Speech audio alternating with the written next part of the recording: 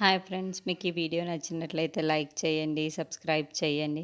క్రిష్ వాళ్ళ బాపు దగ్గరికి వచ్చి, బాపు ఒకసారి ఈ బొమ్మను చూడు అని చెప్పేసి తన చేతికైతే పేపర్ని ఇస్తూ ఉంటాడు. అది చూడగానే అక్కడున్న మహాదేవయ్య అయితే ఎవరిది ఇది ఈ ఫోటో అని చెప్పేసి అడుగుతూ ఉంటాడు. ఆ మాటలు వినగానే అక్కడున్న మహాదేవయ్య క్రిష్ అయితే నీ మీద అటాక్ చేశారు కదా, అందులో ఒక్కరిది ఈ ఫోటో నాకు సత్యానే ఇచ్చింది అని చెప్పేసి అంటూ ఉంటాడు.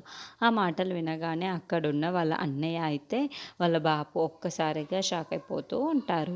ఇంతలో అక్కడున్న క్రిష్ మాత్రం ఇగో వీడిని పట్టుకుంటే మనకు మొత్తం తెలుస్తుంది, వీడెవడో తెలుసుకుంటే చాలు, నీ మీద అటాక్ చేసింది ఎవడో కూడా తెలుసుకొని వాడిని నేను ఖచ్చితంగా చంపేస్తాను బాపు అని చెప్పేసి అంటూ ఉంటాడు.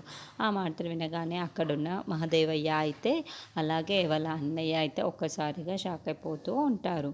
ఏంటి వీడికి ఇలా దొరికింది ఈ ఫోటో అని చెప్పేసి అనుకుంటూ ఉంటాడు.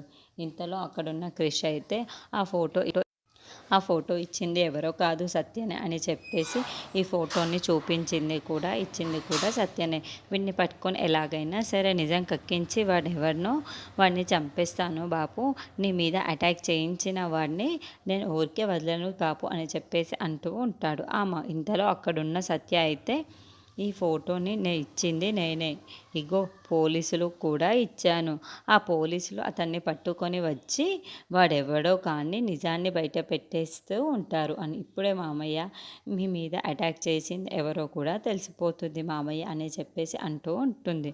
ఆ మాటలు వినగానే అక్కడున్న మహాదేవయ్య అయితే ఒక్కసారిగా షాక్ అయి నిల్చొని, ఇప్పుడు నా పరిస్థితి ఏంటి, ఇప్పుడు మేము దొరికిపోతామో ఏంటో అని చెప్పేసి చాలా టెన్షన్ పడుతూ ఉంటాడు. ఇంతలో అక్కడున్న క్రిష్ మాత్రం బాపు వాడిని వదిలేదే లేదు అని చెప్పేసి అంటూ ఉంటాడు.